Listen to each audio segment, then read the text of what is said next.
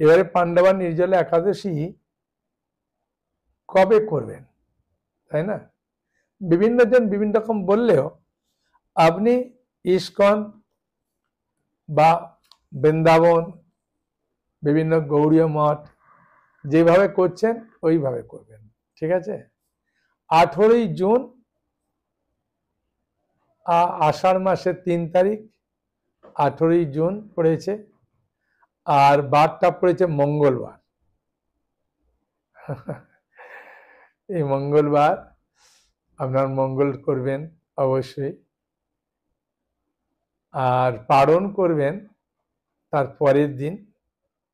ওটা করবেন 4:50 থেকে সকাল 7:30-এর মধ্যে, মানে 7:30টার মধ্যে আপনাকে পালন করতে হবে। 4:50 অর্থাৎ 5টা থেকে 7:30, 2.5 ঘন্টা সময় আছে। তার মধ্যে যে কোনো পঞ্চশস্যের দানা গ্রহণ করবেন। যদি জগন্নাথের নির্মাল্য থাকে গ্রহণ করলেন, বা ভগবানকে একটু অন্ন ভোগ লাগালেন, অন্ন খেয়ে পালন করতে পারেন, বা চিড়া, দুধ কলা দিয়ে মেখে ভগবানকে নিবেদন করলেন, ওটাকে পালন করতে পারেন, কোনো অসুবিধা নেই। পাণ্ডবা নির্জলা একাদশী নামটা শুনলেই সবাই ভয় পায়।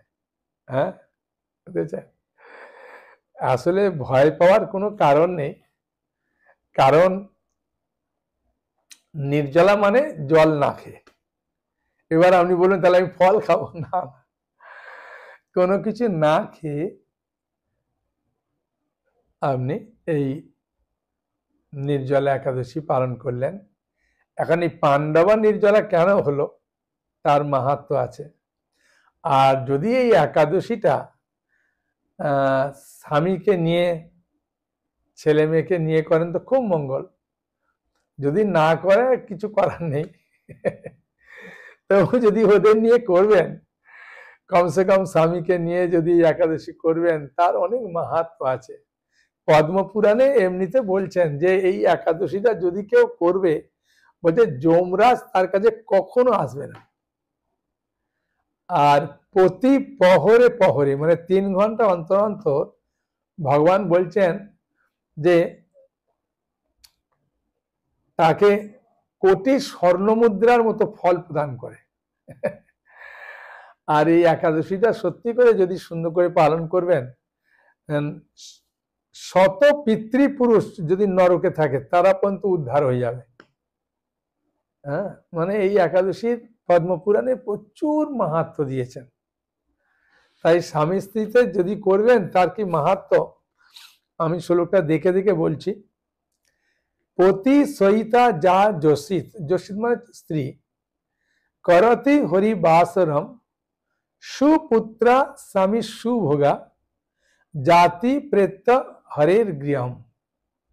বলছে যে স্ত্রী পতি সহ হরিবাসর করবে, মানে পালন করে রাত্রি জাগরণ করলেন, সে সুপুত্রা স্বামী সুভোগা হয়ে মরণান্তে হরি গৃহে ফিরে যায়, মানে ভগবানের কাছে ফিরে যাবে। যার স্বামী বোঝে তাকে তো বলতে অসুবিধে নেই, যার স্বামী বোঝে না তাকে বলতে একটু অসুবিধে আছে। ইতিমধ্যে একজন মাতাজি আমাকে ফোন করেছিলেন, প্রভু আমার স্বামী বলছেন যারা একাদশী করে না তারাই দেখছি ভালো আছে, আর যারা একাদশী করে তাদের শরীরে বিভিন্ন রোগ টোগ কষ্ট পায়, তাহলে করে লাভ কি? আমি বললাম দেখুন, আপনার স্বামীকে আপনি বলতে পারেন যে ভগবানের বিচারটা এইরকম, যারা পাপী লোক ওরা আগের জন্মে যে পুণ্য করেছে ওই পুণ্যটা দিয়ে দেয়, ওই জন্য সুখ ভোগ করছে বলে মনে হয়। আর যারা ভক্ত তাদেরকে আগে ভগবান কি করে পাপটা দিয়ে দেয়, যে পাপের যে ভোগান্তি আছে ওরা শেষ করে দিয়ে তারপরে সুখ প্রদান করে। আর যারা ভক্ত নয় তাদেরকে আগে পুণ্যটা দিয়ে দেয়, তাদের সুখ ভোগটা দিয়ে দেয়, পাপটার পরে যে কর্মফল আছে, পাপের কর্মফলের কষ্ট যে সেটা সারা জীবন ভোগ করতে থাকে। হ্যাঁ, তখন মাতাজি ওর স্বামীকে বলতে ওর স্বামী খুব খুশি হয়েছে, যে আর এই একাদশী পালনের মাধ্যমে প্রচুর মঙ্গল, প্রচুর সংসারের শান্তি শুধু নয়, হ্যাঁ, ঐশ্বর্য শুধু প্রদান করবে তা নয়, পারমার্থিক জাগতিক মানে ইহলোক পরলোক দুই লোকিক কল্যাণ হয়। আর এই একাদশীটা বলবো কি যে কেউ করতে পারে, এমন নাই যে আমি অন্য সম্প্রদায় থেকে দীক্ষা নিচ্ছি আমি করতে পারবো না, বা আমি দীক্ষা নিইনি, বা আমি আমি আমিষ আহার করি, এরকম কোনো নিয়ম কারণ নেই। হ্যাঁ, যে কেউ একাদশী করতে পারে। বুঝেছেন? তার আগের দিন আপনি করার আগের দিন কি করবেন না সংকল্প করবেন। সংকল্পটা খুব গুরুত্বপূর্ণ, বুঝেছেন? যে আমি পাণ্ডবা নির্জলা একাদশী আমি আগামীকাল পালন করব। হে ভগবান শ্রীকৃষ্ণ, হে অচ্যুত, হে জনার্দন, হ্যাঁ, হে পূর্ণ পুরুষোত্তম ভগবান শ্রীকৃষ্ণ, আপনি কৃপা করুন যাতে আমি সুন্দরভাবে পালন করতে পারি। আমি এইভাবে সংকল্প করছি, হ্যাঁ, যে আমি সারা দিন সারা রাত নির্জলা থাকব। হ্যাঁ, বা যদি আপনি মনে করছেন যে আমি থাকতে পারবো না বা আমার শরীর এত ভালো না, তাহলে আপনি সেরকমভাবে বলবেন যদি আমি না পারি প্রভু তাহলে একটু ফল কি একটু ফলের জুস খাবো। হ্যাঁ, এটা মন খুলে বলে দেবেন। হ্যাঁ, যে যদি না পারি তাহলে একটা সম্ভাবনা থাকলো যে ঠিক আছে ভগবান বলবেন ও তো বলেছে না পারলে খাবে। অ্যাকচুয়ালি সত্যি কথা বলতে কি আমাদের খিদে শরীর থেকে পায় না, আমাদের মনের খিদে পায়, মনের তেষ্টা পায়। আগের বছর তো একজন ভদ্রলোককে বলেছিলাম একটা জলের বোতল, মিজরির জলের বোতল সব সময় নিয়ে ঘুরতো, মনকে খালি বলতে এই দেখ জলের বোতল আছে, বলতে বলতে সারা রাত্রিরে শোয়ার সময় মশারির ভেতরে রেখেছিলেন, রেখে ঘুমালো। ঘুম থেকে উঠে ওর স্ত্রীকে বলছে দেখো আমি কিছু খাইনি, তখন ওর স্ত্রী খুব আনন্দ পেয়েছে। হ্যাঁ, স্বাভাবিক যে এই নির্জলা একাদশী করে না সে যদি করে অন্যজন খুব আনন্দ পায়। এইভাবে পাণ্ডবা নির্জলা একাদশী করেছে। আসলে সংকল্পটা এত গুরুত্বপূর্ণ, সংকল্প করলে ভগবান আপনাকে সাহায্য করে। হ্যাঁ, খুব সাহায্য করে। একজন মাতাজি সে পরের বাড়িতে ভোগ রান্না করে দেয়, মানে স্বামী স্ত্রী আছে অন্য জায়গায়, তারা বয়স্ক হয়ে গেছে, তো ওই মাতাজি গিয়ে ভোগ টোগ রান্না করে দেয়। হ্যাঁ, তা মাতাজি আমার কাছে এসে ভাগবত নিলেন, তার হাতটা বলছে পড়ে গিয়ে একটু ভেঙে গেছিল, নাতিকে নিয়ে বললো আমি একটা সংকল্প করেছিলাম যে আমার ছেলেকে দেব, হ্যাঁ, মানে নাতিকে, ছেলের ছেলেকে, কিন্তু আমার একটা মেয়ে আছে তাকে না দিলে খারাপ পাবে। তা আমি ভগবানকে বলেছিলাম যে ভগবান যদি আমায় কৃপা করো তাহলে আমি দুজনকেই দুটো ভাগবত দেব। বৈশাখ মাসে প্রভু সংকল্প করেছিলাম। হ্যাঁ, তা এই কয়েকদিন আগে নিয়ে গেলেন। সংকল্পটা খুব গুরুত্বপূর্ণ, সেই জন্য এই নির্জলা একাদশী করার আগের দিন সংকল্প করবেন। হ্যাঁ, যে সংকল্প করবেন, আপনি যদি মনে করবেন যে আমার থেকে ভাগবত চৈতন্য ওটাও সংকল্প করুন। হ্যাঁ, কোনো অসুবিধে নেই। আর ভালো করে আপনি প্রচার করবেন, সংকল্প নেন যে আমি আমার আত্মীয় স্বজনকে একটা দুটো বই দেবো। আপনি বলছেন যে প্রভু আপনার থেকে কেন নেব, আমার থেকে নেওয়া আর অন্য কারো থেকে নেওয়া কোনো তফাৎ নেই, তবে আমি যারা আমার থেকে বই নেয় আমি তাদের জন্য একটু ক্ষুদ্র প্রার্থনা করি। প্রতি একাদশীতে ভগবান শ্রী শ্রী রাধা মাধব নৃসিংহদেব পঞ্চতত্ত্বের কাছে তাদের পারমার্থিক কল্যাণের জন্যে, তাদের পারিবারিক কল্যাণের জন্যে, তারা যাতে গ্রন্থ পড়ে তার জন্য আমি প্রার্থনা করি, এই একটা সেবা করি। আর তাদেরকে আনন্দে কিছু কখনো নৃসিংহ তুলসী বা কোনো কোনো জিনিস উপহার দিই। হ্যাঁ, এবারে যেমন এই জগন্নাথে এই রাধা মাধবের একটু চন্দন দিচ্ছি আর এই চরণ তুলসী দিই, তাদের যাতে মঙ্গল হয়। তবে এটা অনলি যারা ভাগবত বা চৈতন্য নেয় ওদের জন্যে, গীতা বা অন্য কিছুর সঙ্গে দিই না। আর কেউ চাইলে অনুরোধ করলেও আমি বলি যে দয়া করে অনুরোধ করবেন না, এই গ্রন্থ নিলে আমি বই দেবো, সংকল্প করুন।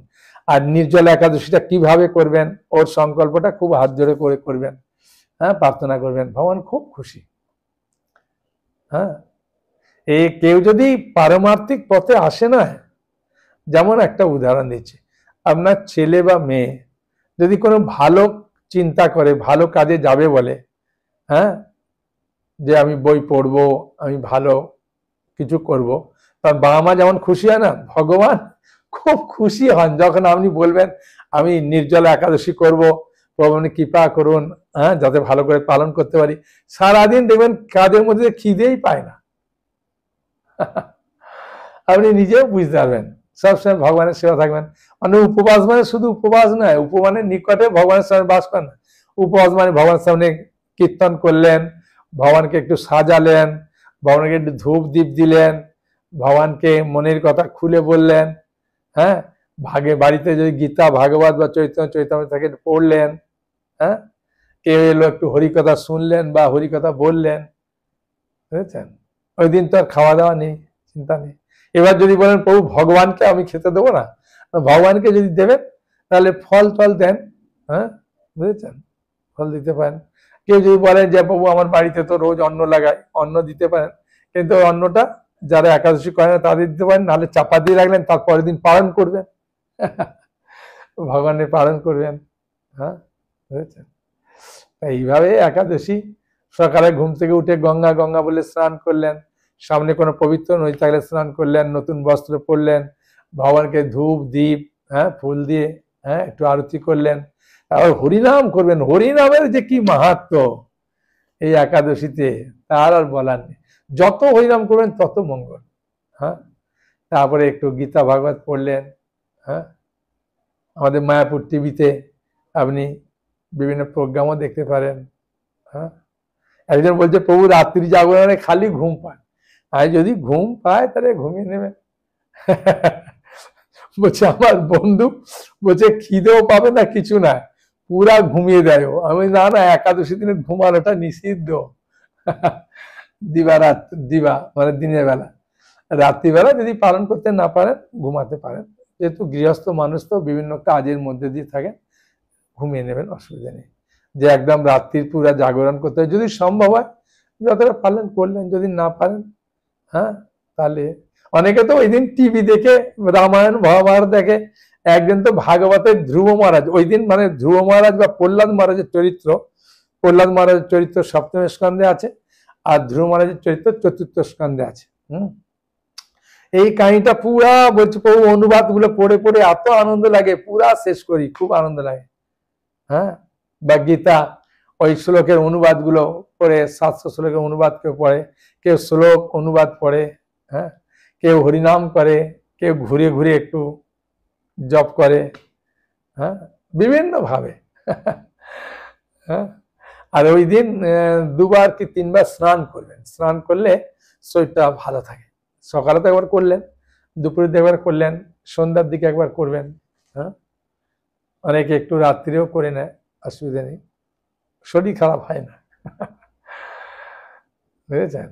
এই নির্জলা একাদশীর মাহাত্ম্যটা কি মনে প্রশ্ন আসবে না, যে প্রভু নির্জলা একাদশীর মাহাত্ম্যটা তো বললেন, এটা তো অন্তত পাঠ করে একটু শোনাই, তাই না, পাণ্ডবান নির্জলা একাদশী সম্বন্ধে, তাহলে তো আরো আনন্দ পাবেন, হ্যাঁ। তাহলে এখন পড়ি, তাহলে শুনুন আর কি, হ্যাঁ।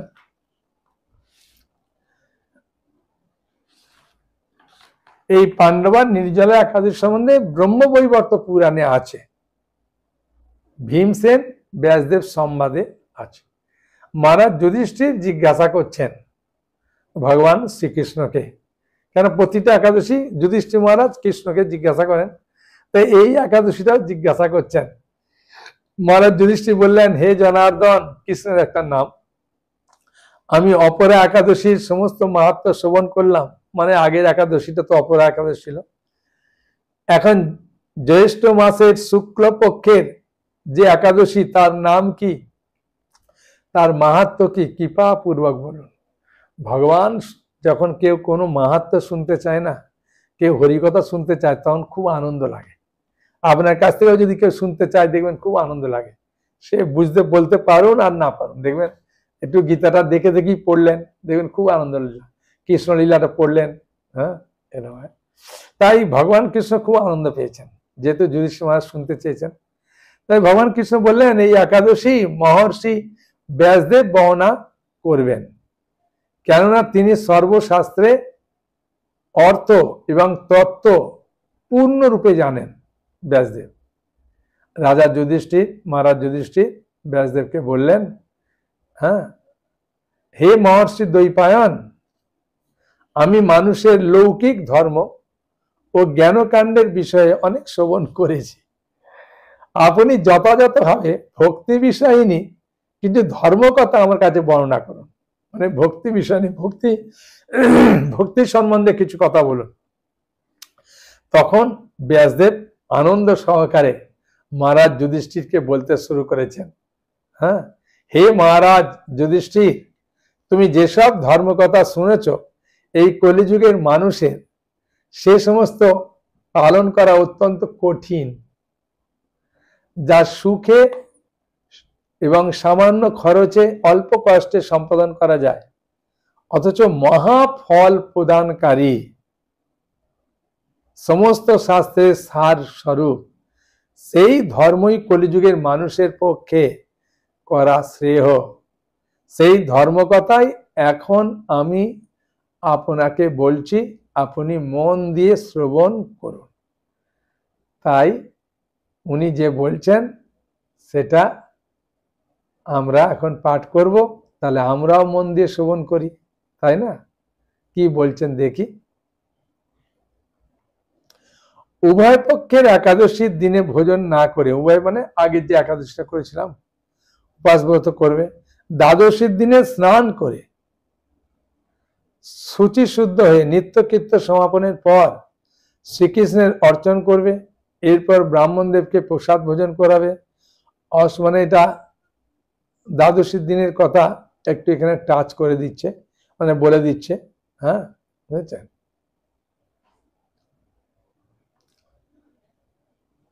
এই ব্রত কখনো ত্যাগ করবে না। এই ব্রত বলতে এই একাদশী ব্রত কখনো ত্যাগ করবে না। এটা তো শুধু না খেয়ে, এর পরের ব্রত পেট ভরে খেতে পারবেন, সকাল সন্ধ্যে দুপুর যখন ইচ্ছা করবেন তখনই খেতে পারবেন। হ্যাঁ, আমার অন্য ভিডিওতে বলেছি না, অনেক কিছু খাবারের কথা বলেছি। হ্যাঁ, সব কিছু খেতে পারবেন।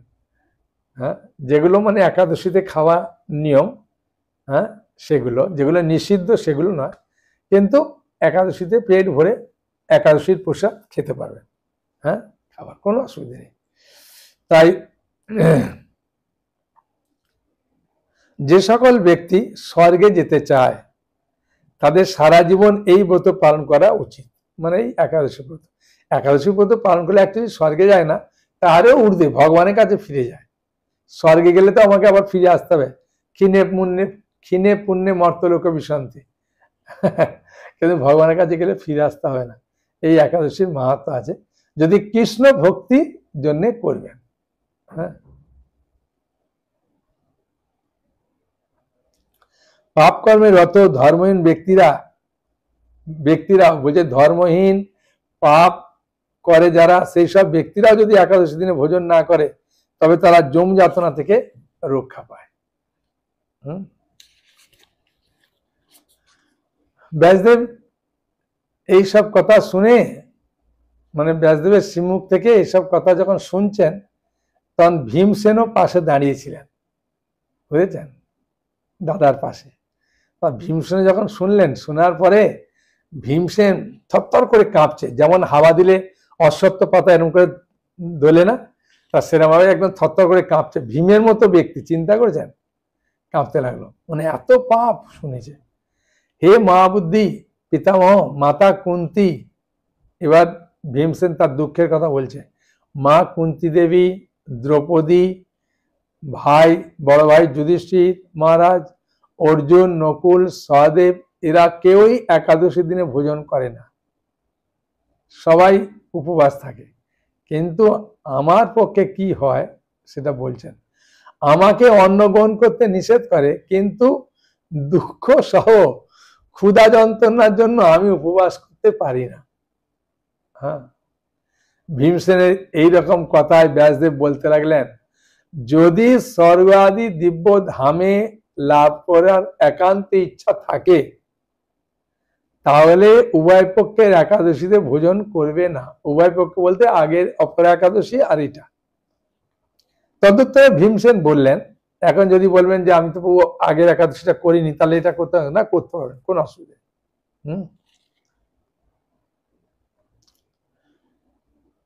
তদুত্তরে ভীমসেন বললেন, আমার নিবেদন এই যে উপবাস তো দূরের কথা, দিনে একবার ভোজন করে থাকা আমার পক্ষে অসম্ভব, কারণ আমার উদারে বৃক্ষ নামে একটা অগ্নি রয়েছে, সেই জন্য বৃক্ষদ্বার বলা হয় ভীমকে। ভোজন না করলে কিছুতেই সে শান্ত হয় না। হ্যাঁ, তাই প্রতিটি একাদশী পালনে আমি একেবারেই অপারগ। হ্যাঁ, মানে ভীমকে কেন বৃকোদর বলে না, তার উদরে ওই বৃক আছে বলে যেন বৃকোদর বলে। তা হে মহর্ষি, বছরে একটি মাত্র একাদশী পালন করে যাতে আমি দিব্যধাম লাভ করতে পারি, মানে ভগবানের কাছে ফিরে যেতে পারি, এইরকম একটা একাদশীর কথা আমাকে নিশ্চয় করে বলুন, ঠিক আছে? কোনো মতে আমি একাদশী করতে পারি। তখন ব্যাসদেব বললেন যে জ্যৈষ্ঠ মাসের শুক্লপক্ষের যে একাদশী তিথি, তাদের জলপান পর্যন্ত না করে সম্পূর্ণ উপবাস থাকবে। তবে আজমনের দোষ নেই। আজমন করতে গেলে ওম কেশবায় নমঃ, নারায়ণ নমঃ, মাধবায় নমঃ বলে যে জল পান করি, ওতে কোনো দোষ নেই। ওই দিন অন্নাদি গ্রহণের করলে ব্রত ভঙ্গ হয়ে যায়। ওই দিন মানে পাণ্ডবার নির্জলা একাদশী দিন যদি অন্নব্রত করবে তখন নষ্ট হয়ে যায়। শুধু অন্ন না, বলবেন তাহলে ভাত খাবো না, রুটি খেতে বলছে, না না, পঞ্চশস্য খাওয়া নিষিদ্ধ। এছাড়াও অনেক জিনিস নিষিদ্ধ আছে, যেগুলো খেতে বলেছি আগের একাদশীতে, ওইগুলি রান্না করে খাবেন, ঠিক আছে? সময় থাকলে বলবো আর কি। একদিন মানে একাদশীর দিন সূর্য উদয় থেকে, মানে একাদশী দিনে ভোরবেলা থেকে, সোজা কথা ভোর, এই 4টে থেকে তার পরের দিন ওই পারণের যে সময় আছে ওই দিন, ওই সময় পর্যন্ত জলপান বর্জন করলে অনায়াসে 12টি একাদশীর ফল লাভ হয়। যে অন্যান্য একাদশীগুলো যে করিনি তার ফলটা লাভ হয়ে যাবে, বা একাদশী করতে গিয়ে কোনো ভুল করে ফেলেছি, ওই একাদশীর ফল নষ্ট হয়ে যাবে।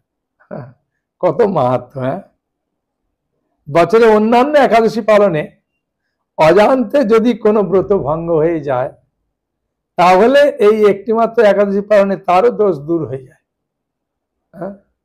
যেমন একজন ভদ্রলোক আমাকে বলছেন, প্রভু একাদশীর দিনে আমি জগন্নাথের চালটা বুঝতে পারিনি, একটু খেয়ে নিয়েছিলাম, তাই বললাম তার পরের দিন করুন। তার পরের দিন উনি করেছেন।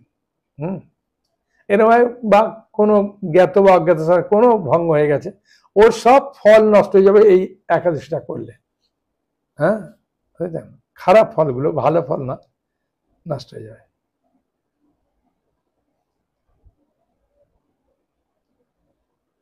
বছরে অন্যান্য একাদশীর পালনে অজান্তে যদি কোনো ব্রত ভঙ্গ হয়ে যায়, তাহলে এই একটিমাত্র একাদশী পালনে সেই সব দোষ দূর হয়।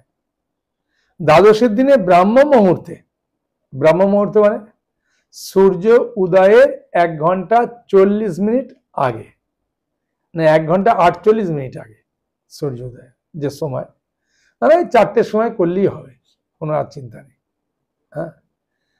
কেন এখন তো গরমকাল, তাই না? অসুবিধা আছে। স্নানাদি কার্য সমাপ্ত করে শ্রী হরির পূজা করবে। তবে একটা নতুন বস্ত্র পরে হরিকে ধূপ দিলেন, ফুল দিলেন, এইভাবে আরাধনা করলেন।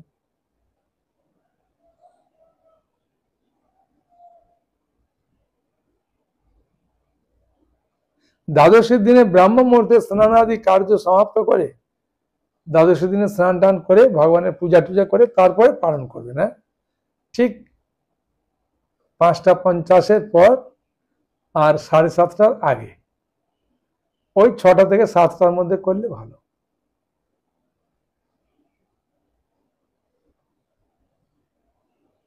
এরূপ একাদশী ব্রত পালনে যে প্রকার পুণ্য সঞ্চিত হয়, এখন তা শ্রবণ করো। মানে শুধু যা পুণ্য হয় এইভাবে একাদশী পালন করবেন, সারা বছরের সমস্ত একাদশীর ফলই এই একটা মাত্র উপবাসে লাভ করা যায়। হ্যাঁ, বছরে 24টা একাদশী আছে, মাসে 2টো, হ্যাঁ, আর যদি পুরুষোত্তম মাস পড়ে যায় তাহলে আরো বেড়ে যায় সারা বছর। আচ্ছা, শঙ্খ চক্র গদা পদ্মধারী ভগবান শ্রীকৃষ্ণ আমাকে বলেছেন যে বৈদিক ও লৌকিক সমস্ত কর্ম ধর্ম পরিত্যাগ করে একমাত্র আমার শরণাগত হয়ে এই নির্জলা একাদশী ব্রত পালন করে তারা সর্বপাপ থেকে মুক্ত হয়। কি বললেন একবার পড়ি। বৈদিক এবং লৌকিক সমস্ত মানে আচার অনুষ্ঠানগুলো যে পরিত্যাগ করে যারা একমাত্র আমার শরণাপন্ন হয়, আমার বলতে ভগবান কৃষ্ণের চরণে শরণাপন্ন হয়, এই নির্জলা একাদশী ব্রত পালনে তারা সর্বপাপ থেকে মুক্ত হয়। বিশেষত কলিযুগে ধন সম্পদ দানের মাধ্যমে সদ্গতি বা স্মার্ত সংস্কারের মাধ্যমেও যথার্থ কল্যাণ লাভ হয় না। কলিযুগে দ্রব্য শুদ্ধি নেই, কলিতে শাস্ত্রোক্ত সংস্কারে বিশুদ্ধ হয় না, তাই বৈদিক ধর্ম কখনো সুসম্পন্ন হতে পারে না। হে ভীমসেন, তোমাকে বহু কথা বলার আর কি প্রয়োজন আছে? তুমি উভয় পক্ষের একাদশীতে ভোজন করবে না। উভয় পক্ষের মানে আগেরটা এটা। যদি তাতে অসমর্থ হও তবে জ্যৈষ্ঠ মাসের শুক্লপক্ষের একাদশীতে বলে যদি তুমি ওটা না করো, এইবার বলে দিচ্ছে দেখে যান, যদি তুমি ওইটা করতে অসমর্থ হও তাহলে একটা করো, এই জ্যৈষ্ঠ মাসের শুক্লপক্ষের একাদশীতে অবশ্যই নির্জলে উপবাস করবে, যেটা নাম হয়েছে পাণ্ডবার নির্জলা একাদশী। এই একাদশী ব্রতে ধন ধান্যে পুণ্য দেয়নি। এই একাদশীর মাহাত্ম্য কি বলছে? এই একাদশী করলে ধন ধান্য পুণ্য দেয়নি।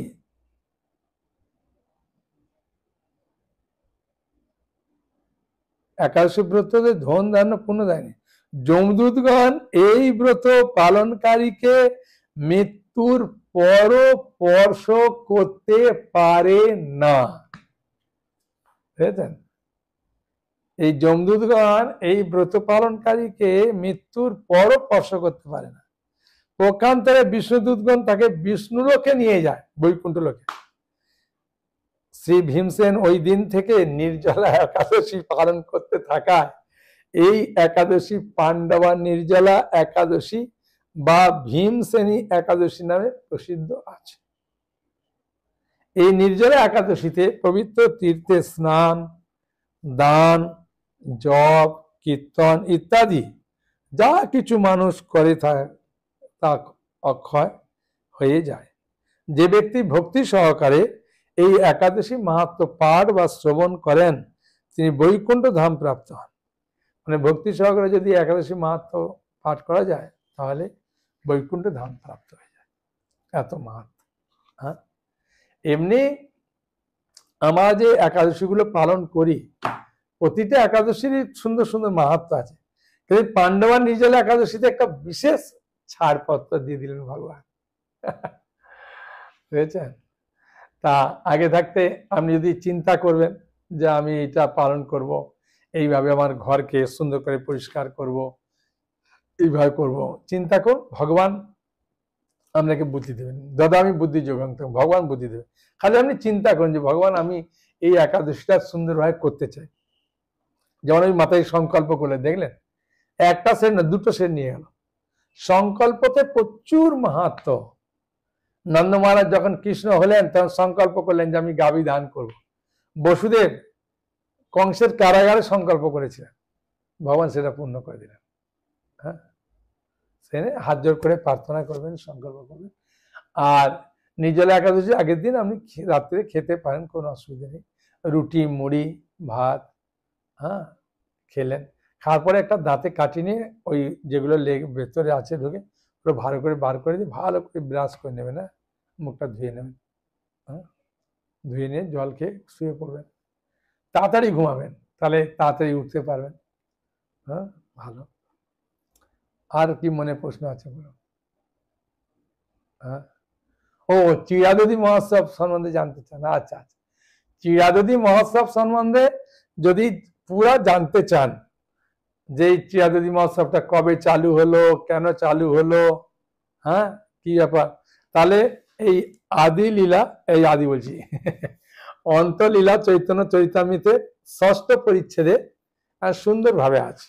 হ্যাঁ, এখন বাড়িতে আপনি কিভাবে করবেন, বাড়িতে আপনি চিড়া নিলেন, সে মোটা দানার চিড়া হোক আর সরু দানার, কোনো অসুবিধা নেই, ভিজিয়ে ওটাকে ভালো করে ধুয়ে রেখে দিলেন। তারপরে কাঁচা দুধ দিতে পারেন, গরম দুধ দিতে পারেন, হ্যাঁ না পারলে তো আমুল দুধ দেবেন আর কি, দিয়ে ভালো করে মাখলেন। ওইতে কি কি দেয় আমি দেখুন বলছি, তাহলে আপনিও আনন্দ পাবেন। হ্যাঁ, কি কি দেয় বলছে এখানে, রঘুনাথ দাস গোস্বামী কে কেন্দ্র করে নিত্যানন্দ প্রভু পানিহাটিতে চিরাদুদি মহোৎসব করছেন, তা ভক্তরা সবাই অনেক এসেছেন, প্রচুর ভক্ত এসেছেন। তাই আর অর্ধেক ঘনাবৃত দুগ্ধে ছানিল, চাপা কলা চিনি ঘৃত কর্পূর তাতে দিল। হ্যাঁ বুঝেছেন, মানে একটা স্থানে, তার আগের শ্লোকটা দেখুন পড়ছি, এক ঠাই তপ্ত দুগ্ধে, তপ্ত মানে গরম দুধে চিড়া ভিজাইল, আর অর্ধেক ছানিল দধি চিনি কলা দিয়া। হ্যাঁ, আর অর্ধেক ঘনাবৃত দুগ্ধে ছানিল, চাপা কলা চিনি ঘৃত কর্পূর তাতে দিল। হ্যাঁ, সবাইকে দিয়েছে, ভাঁড়ে করে করে দিয়েছে। হ্যাঁ, তা এখন দেওয়ার পরে এখন আপনি বলতে পারেন প্রভু আমি কইতে আম দেবো, হ্যাঁ আম, লিচু, কলা, হ্যাঁ কাঁঠাল যদি পান কাঁঠাল, হ্যাঁ এ দিলেন। তারপরে সন্দেশ। হ্যাঁ, এখানে বলছে মহোৎসব শুনি পাশুরি নাম গ্রাম হইতে, চিড়া দধি সন্দেশ কলা আনিল বেচিতে, সব দিচ্ছে, মানে ভালো করে মাখলেন, একদম খুব সুন্দর লাগবে দেখবেন একদম। আর যদি আমের পরিমাণটা বেশি হয় দেখবেন একদম পুরা সুন্দরভাবে একদম, হ্যাঁ হলুদ রঙের মতো হয়ে যাচ্ছে। হ্যাঁ, ওটাকে আপনি এটা এতে খুব সুন্দর, আপনি ওটা অনেকে মনে করেন অনেক খাবো, খেতে পারেন না বেশি অল্প ভিজিয়ে অল্পভাবে দেবেন, তারপরে যদি লাগে তারপরে করবেন আর কি। হ্যাঁ, মনে হয় যেন আমি অনেক খাবো, অল্প একটু খাওয়ার পরে দেখবেন পেট ভরে যায়। হ্যাঁ, দেওয়ার পরে ভগবানকে খুব সুন্দরভাবে ভোগ নিবেদন করলেন। আপনার বাড়িতে যে বিগ্রহ আছে, গণিতায় আছে কি রাধা মাধব কি জগন্নাথ বড়দেব সুভদ্রা মহারানী কি গোপাল, হ্যাঁ তাদের নিয়ে চিরাদুদি মহোৎসব করলেন। এখন পড়তে গেলে এই বইটা আপনাকে নিতে হবে, চৈতন্য চৈতামৃত। হ্যাঁ, সুযোগ আছে, কোনো অসুবিধা নেই।